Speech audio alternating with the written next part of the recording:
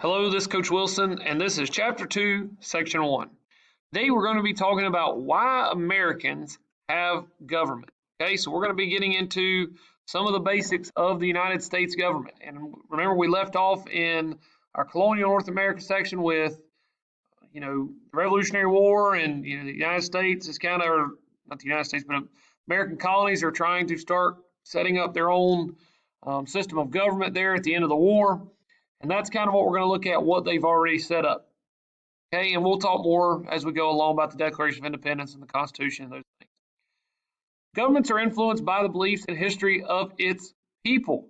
Now, if you look at where we came from in the Revolutionary War, there was a lot of influence from the Enlightenment. There was a lot of influence from various writers, from John Locke to Thomas Paine. Pick a figure during the last 200 years that's wrote about philosophy and human rights and those things, and they have influenced how the government's formed, as well as what happens to a group of people tends to influence how they make laws. Look at our country's history over the last 20 years. The way that lawmakers are making new laws is based on how they've reacted to historical events and various things that have happened in our country. Now, there are a lot of different types of governments. I always get tickled looking at the Burger King down there. First of all, there's a dictator, okay, and this is a type of government in which one person with absolute power rules the country. Okay, so that means that there is no parliament, there is no other governing body. Pretty much their word is the end all be all. Okay, and if you see Kim Jong Un down here, he is our greatest example of a dictator. Now, you also have a monarchy. Okay, and a monarchy is ruled by a king or queen. That's going to be your government of, Germany, which is kind of a prime minister, but kind of the same idea. England, a lot of those European nations have it's kind of what we look at as a president, but they are ruled by a king or queen. Now, some of their privileges are a little bit different, and they kind of still have some, not absolute power, but they still have quite a bit more power, and there's not as much of a checks and balance system. Now, in today's society, there's a lot more of that, of a checks and balance system in place where they've kind of got some things in place to keep them from being a dictator in a lot of ways, but you still have, like I said, some balance. Now, as I've put here at the bottom, there's absolute kings and queens, and then there's ceremonial. A lot of what we see today is a lot more ceremonial than necessarily it was years ago. Now, you have what is known as a constitutional monarchy.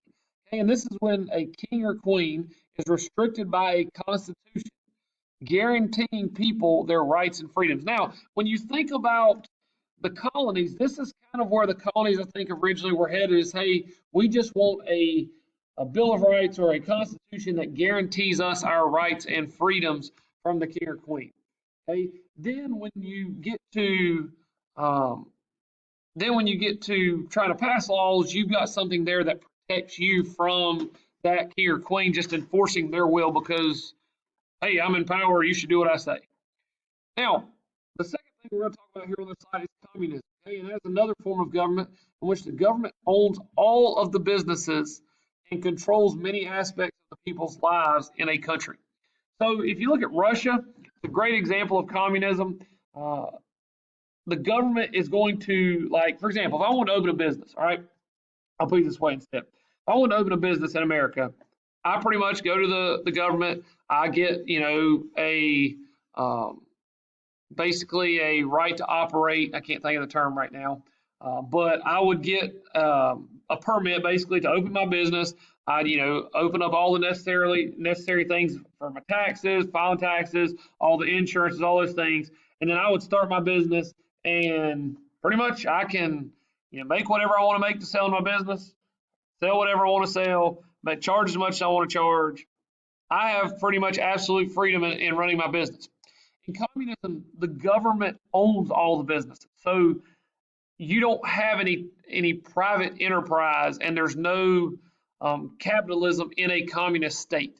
It's pretty much the government is going to control how much things are, how much things cost, and what is produced and how much of it is produced. And they're also going to control a lot of what people do. For example, in the 60s and 70s, when Russia was kind of at its height after World War II, they tried to stamp out all of religion in Russia and its controlling territories. That's kind of their deal, is they control what goes on and what happens.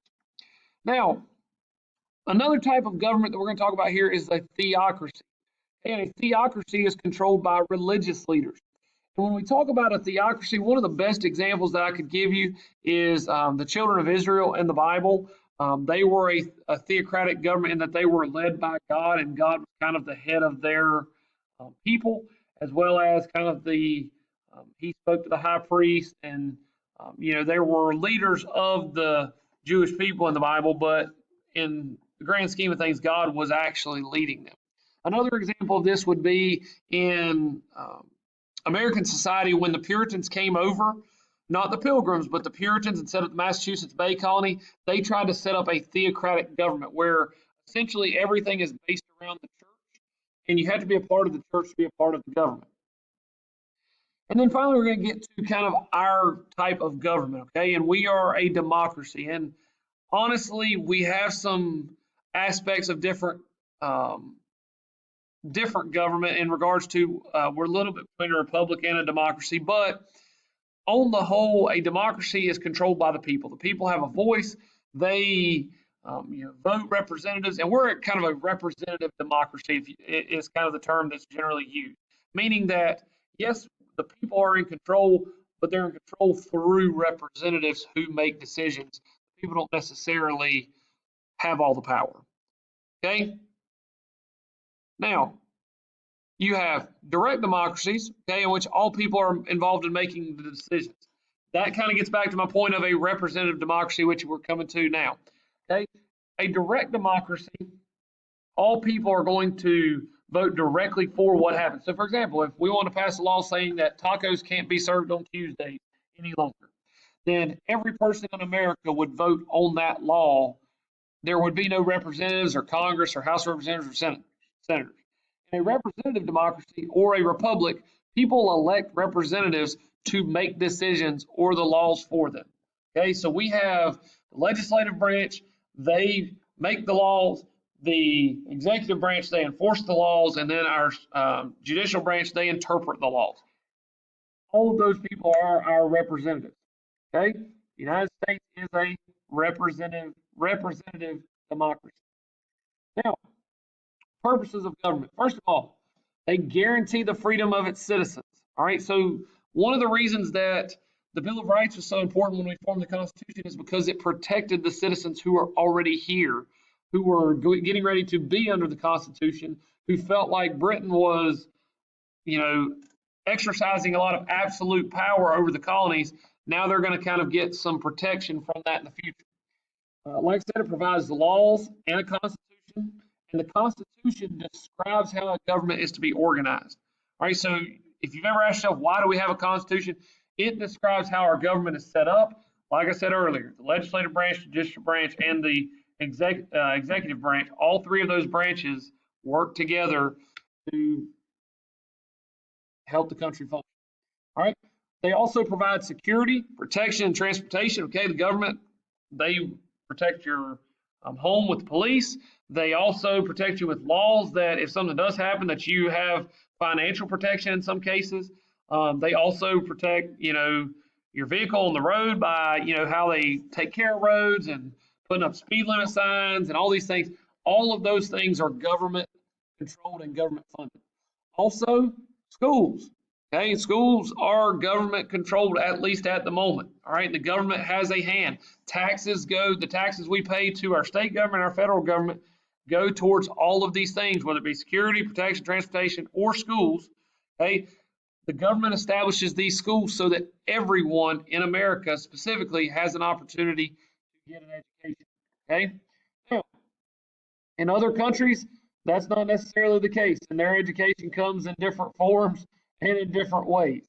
And so just because it's guaranteed doesn't mean it's always the safest.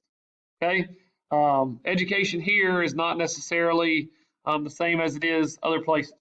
The other thing I will tell you here is Notice the way these people are having to travel to get around. Okay, this is kind of why you have a government. Okay, in some cases the government protects and gives you freedoms. In this case, not so much. Okay, make sure you guys are keeping up with your notes. Let me know if you're having any questions. Also, make sure you're keeping up with your vocabulary as we're starting chapter 2. So you do need to make sure you're keeping up with that, and make sure you're keeping up with all of your assignments. If you have any questions, please let me know. If not, I will talk to you soon.